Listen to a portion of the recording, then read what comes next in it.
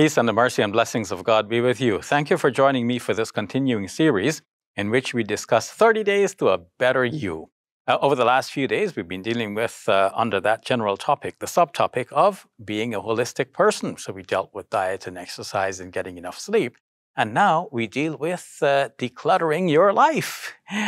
So when we were looking for topics, what do we need to discuss? What are the traits? What are the characteristics? What are the behaviors that we need to inculcate during this month of Ramadan so that we emerge as better persons? I asked the television crew, and one suggestion that came from the crew is declutter your life. And I have to admit that at first I didn't realize that this was a major topic until I started to research for it. And I realized that there's a slew of books that you can buy dealing specifically with that. The titles are almost of that nature, saying something like decluttering your mind, decluttering your soul, decluttering your life, and so on. And there are many videos that are available out there dealing with the same topic. So it looks like this really is an issue. Many people out there realize that this has become a major problem in modern times. Now, this is unique to our modern times because you can well imagine that in past societies, the problem was the problem of need. People needed things and they didn't have. The problem was of scarcity. And now we have the opposite problem. We have the problem of abundance. So you have the situation where we have more shoes than we'll ever wear. We have more clothing than we'll ever wear. We have more books than we'll ever read. And so on. So what are we going to do with all of these things? And of course, if things are there in our lives, they may seem a little bit harmless, but the more of these things we have, the more we become cluttered in our existence. It's not only that these things are cluttering the spaces that we have, but they're also taking our time. So they're cluttering our lives. Let's say we have 2 cars. Well, then, each one of them will need repairing and maintenance from time to time. So instead of spending time in maintaining one, we have to spend time in maintaining 2. So you can see how having more sometimes is not necessarily making us merrier. They say the more the merrier, but sometimes, as they say in advertising, less is more. So sometimes if you have the optimal amount, of what you need and what you can use, that is going to be better for you and make you happier in the long run.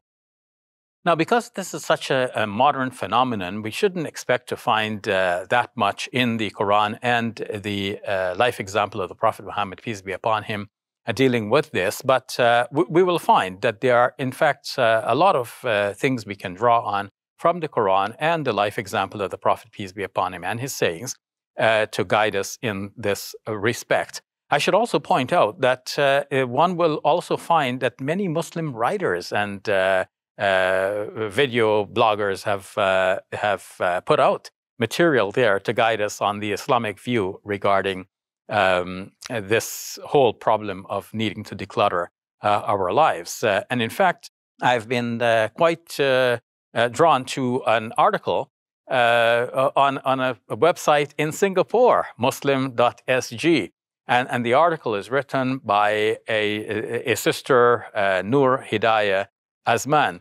And in that article, she points out that this is an Islamic concept that we need to declutter our lives. And of course, she draws on Quranic verses and mentions in our traditions and history the snippets that will help us to declutter our own lives. Well, drawing on my faithful television crew, I've asked them for ideas, and the ideas have been pouring in.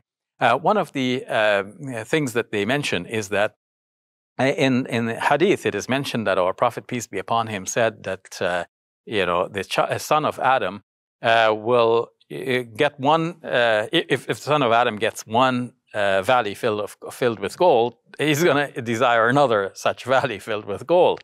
But these things are not going to fill the insides of the son of Adam. The child of Adam is always going to desire more and more and never really be satisfied that they've got enough. So we need to then look at what we have, assess what we need, and get rid of the rest. We don't have to destroy anything, But what's good, we can give away in charity. We can give it to somebody else who might make use of it. And we can remain with the bare minimal. So there is a concept out there known as minimalism. And in fact, on my way to the studio, I watched or listened to a video of a Muslim sister describing this concept of minimalism and what to do to declutter your life. So what she said basically was that you start with one drawer at a time. You don't have to make it a huge project and overwhelm yourself, but take one drawer out. Take all the stuff out of the drawer and then, parcel them out. Keep the things that you really are using and get rid of the things which you haven't used for a while. Another article that is available on the web, from a Muslim as well. And again, it's a Muslim sister. Now, you might think I'm suddenly interested in all of the writings and video logs of Muslim sisters, but it just so happens that this is what came up as I was doing my search. And this sister says you should get rid of receipts that are old enough that the tax people are not going to come after you for those receipts. So they're old, more than 7 years old in Canada, for example. Get rid of them. Get rid of old pamphlets, leaflets, and so on. And I would add, whatever you can find on the web easily. You don't need the printed material for that information anymore. So you can lighten up your space around you, and you can declutter your life. So 3 things I want to leave you with. One is that we need to declutter the mind. So we shouldn't have too many worries, too many obligations, too many commitments, and so on. Declutter. 2 is that we should declutter our activities. Don't fill your lives up with too many activities so that you have such a tight schedule as if you're running a marathon through the day. Do this one, then do the next thing, then the next thing. It's too worrisome. Declutter your activities, organize your time. And lastly, declutter your space around you. Not necessarily lastly, but do these 3 in conjunction. So I pray that Allah will help you and me, because I'm guilty of this too. I save things. When the television crew said, declutter your life, I thought they were telling me directly that I need to declutter because, yes, I'm guilty of that too. Let us start this Ramadan to declutter our lives, one day at a time. Thank you for joining me for this continuing series of 30 Days to a Better You. We've been dealing with becoming or being a holistic person. Starting tomorrow, we switch to a new subtopic, which is developing that spiritual side. So tomorrow, under the spiritual nourishment and upliftment, we will deal with gratitude and contentment. So join me again for this continuing series of 30 Days to a Better You. Our videos reach people all over the world.